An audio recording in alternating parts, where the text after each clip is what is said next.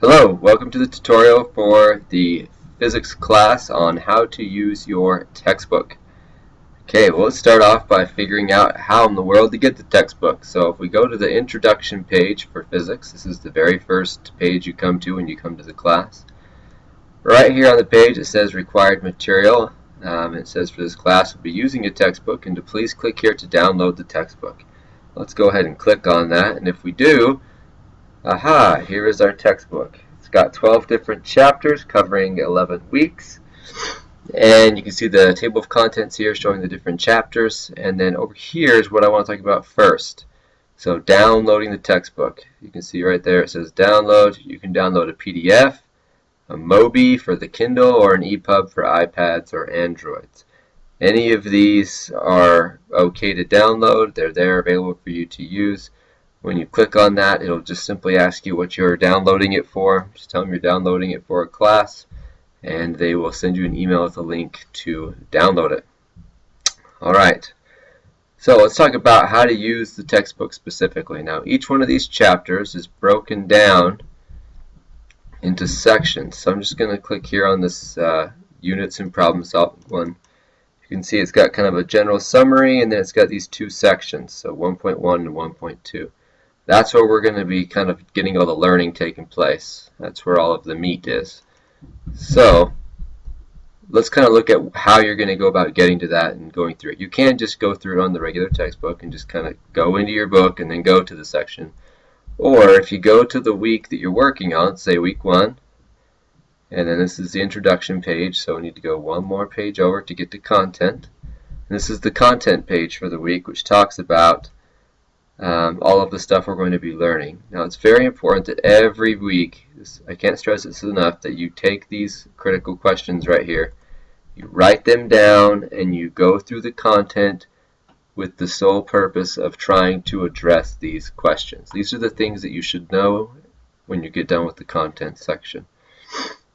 And the way you're going to learn this information is, first off, you'll write these down, and you'll go through some pretty specific videos here that address very specific topics that have to do with these questions. And then from there, when you get down to this bottom section, you'll start to begin to go through the textbook.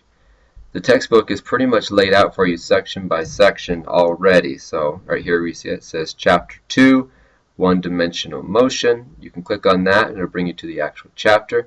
Or if you need to work on just 2.1 or just 2.2, you can click on that and it will take you to that section. Now in here it says that there are problems for you to try. So it says, remember, the problems at the end of the sections are not required, but the more of them you can try, the better off you will be on the quiz. There's going to be a lot of problems for you to try that you can try if you want to, but you don't have to do them all. And each week we'll have a list of problems that are probably the most crucial for you to hit if you're going to do just the bare bones. But if you do more problems, you'll probably do better on the quiz. So as we look down here, let's take a look. Let's look at 2.1, position and displacement. So if we get to this part and we click on that, it's going to bring us to our textbook. There's a little bit of learning. There's usually some formulas at the top up here, or equations that you can write down, so you have those ready to go.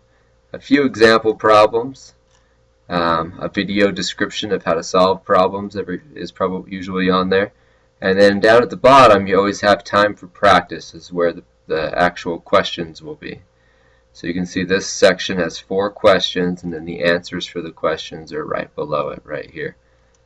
So the questions are there and the answers are there, so you can see the answer. But the real point here is, if you're going to learn the information, you need to try the question, try to get the answer, and then check yourself against what it says below.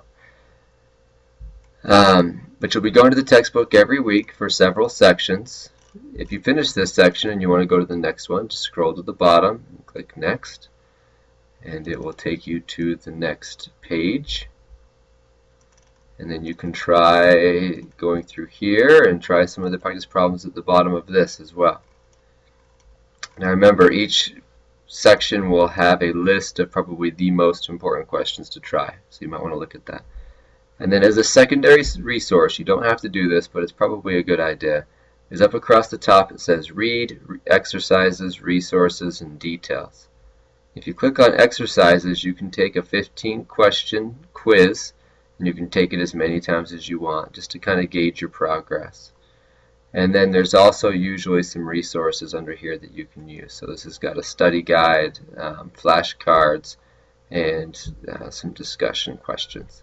This is all extra. You could spend hours and hours and hours on the content, but we're going to kind of specifically tell you what you should probably hit to keep you within, a few hours on the content is all. Okay? Thanks for watching this video. I sure appreciate it. Hope you have a good time in the class.